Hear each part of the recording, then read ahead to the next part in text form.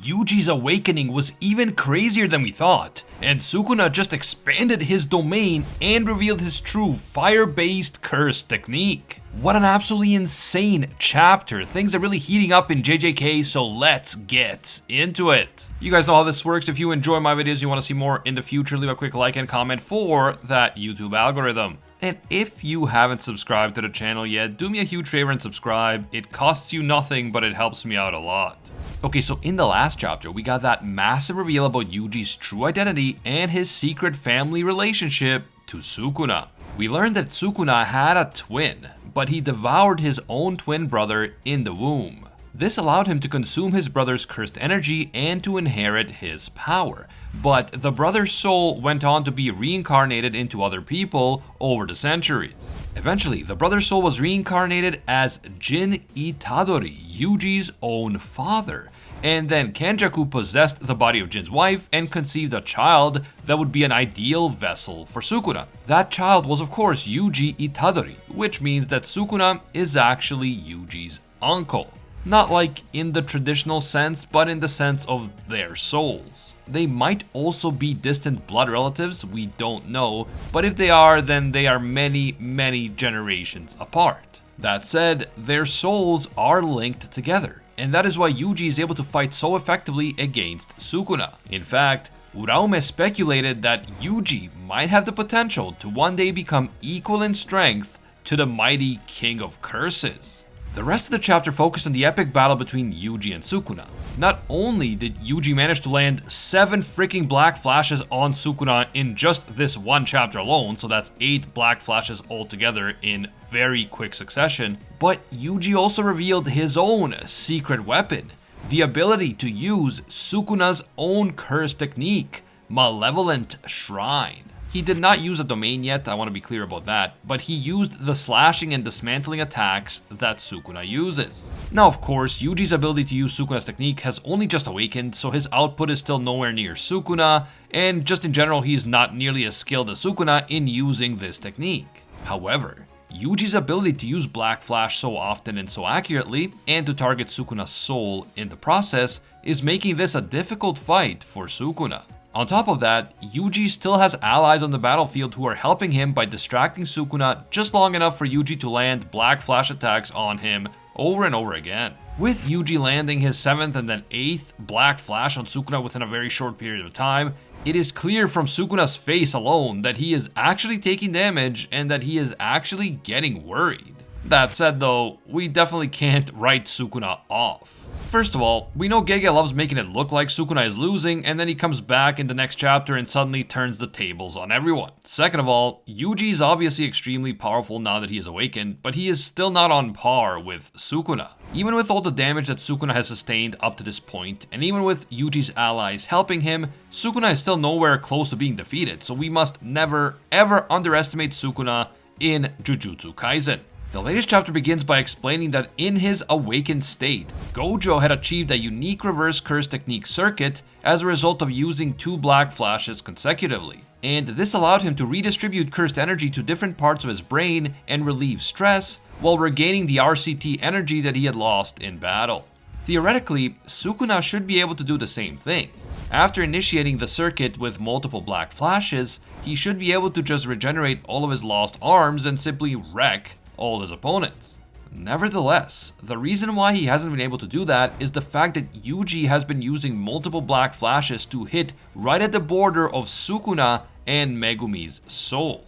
This has stopped Sukuna from regaining his RCT. And I mean, JJK already established that Yuji has a unique understanding of the contours of the soul, and he is therefore able to target the soul directly in his attacks and do significant damage to the soul itself.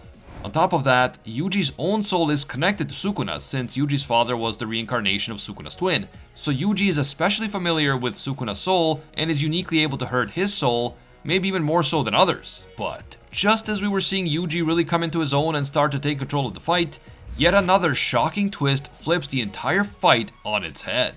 Somehow, someway, Sukuna manages to open his domain, Malevolent Shrine. Now, this is not quite the same Malevolent Shrine that we've seen before. Sukuna is doing an effective job in recreating it after powering himself up with the black flashes, But due to the damage he has sustained and due to the improvised binding vows that he has had to implement, this domain is not quite at full power, even though at first glance the radius and cursed energy output appears to be the same. Basically, this malevolent shrine is incomplete and physically deformed, but it is still powerful and it is still a serious threat.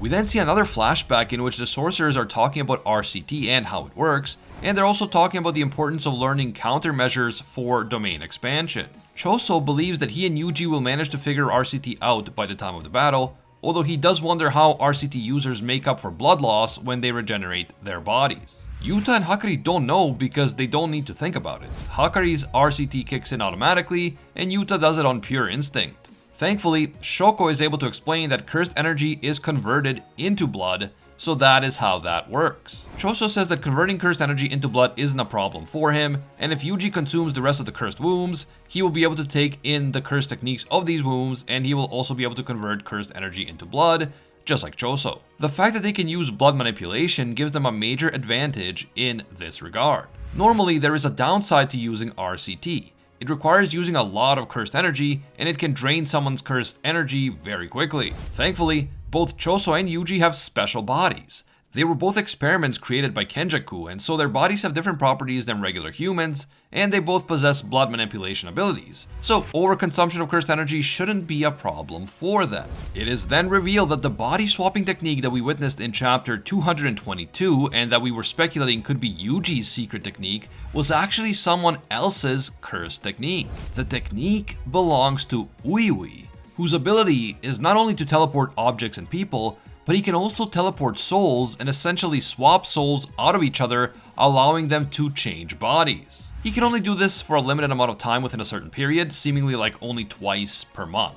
Now, the reason why Yuji has been growing so quickly as a sorcerer, and why he has been getting stronger at such an incredible pace, is due in part to the fact that Sukuna's soul had been possessing his body. When Sukuna's soul was inside him and using cursed techniques through Yuji, Yuji's body was able to learn and remember how to use the powerful jujutsu of a special grade like Sukuna. And of course the other part of it is, as I said, that Yuji is Kenjaku's experiment, so he is not just a normal human. Anyway, so using that principle of a body remembering to use a cursed technique, the sorcerers decide that they should swap Yuji's soul with the soul of someone who knows how to use RCT and Simple Domain.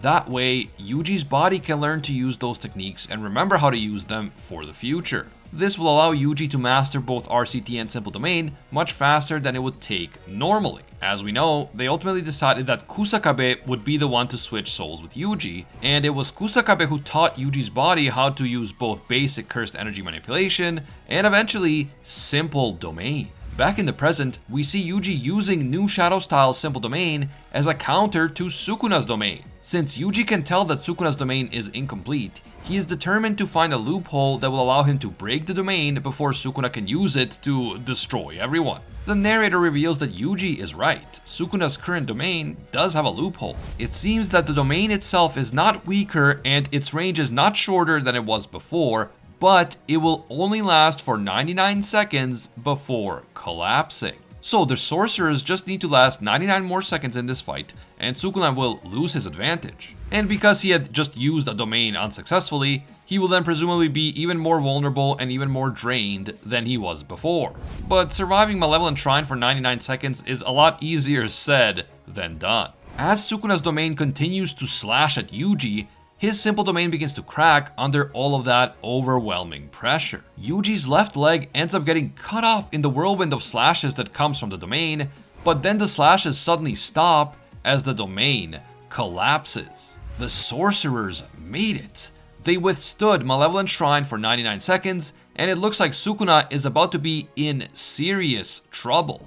It even seems that Yuji might have been able to reattach his severed foot using blood manipulation and RCT. But this is JJK, and the author of JJK is Gege, so you better believe that the final page of the chapter changes everything once again. After his domain collapses, Sukuna decides to finally use his other cursed technique, the fire technique that he hadn't used since his fight with Jogo back in Shibuya. Sukuna generates a large swirling flame from his hands and prepares to unleash it upon the sorcerers, and we are left wondering, why now?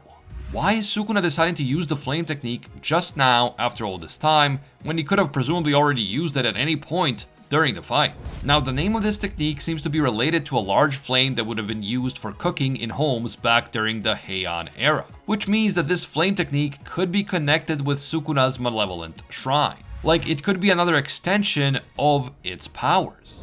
But if it is, then again it makes us wonder why Sukuna wouldn't use it earlier. There is also the possibility that this is not Sukuna's curse technique, but actually his twin brother's. And Sukuna got the ability to use it only after consuming his twin brother in the womb. So maybe Sukuna doesn't use this technique often because it's harder for him to use it since it belongs to someone else and not him. Maybe this technique is more dangerous to use, and maybe he has to suffer negative consequences when he does use it. The return of the flame technique also makes me wonder whether Yuji will learn how to use it just like he learned how to use the slashing attacks. In the case that this technique really belonged to Sukuna's twin, then Yuji definitely has the potential to learn how to use it, especially now that he is seeing Sukuna use it in front of him. Let me know down in the comments why you guys think that Sukuna hasn't used this flame technique all this time. Is this harder for him to use? Is there more blowback? Did this technique belong to his twin? Or is it just an extension of Malevolent Shrine? And will Yuji learn how to use this technique as well? At this point, I really do think that Sukuna is pulling out all the stops. I think he really is giving it his all. I don't think he is holding back anymore after this. So, this could be it. The next few chapters will make or break both Sukuna and the sorcerers. Who do you think wins in the end, and how do you think it will happen? Let me know down below. If you enjoy my JJK videos and you want me to keep it going, leave a quick like and comment for that YouTube algorithm. And if you haven't taken the time to subscribe yet, do me a huge favor and subscribe right now. It helps me out a lot.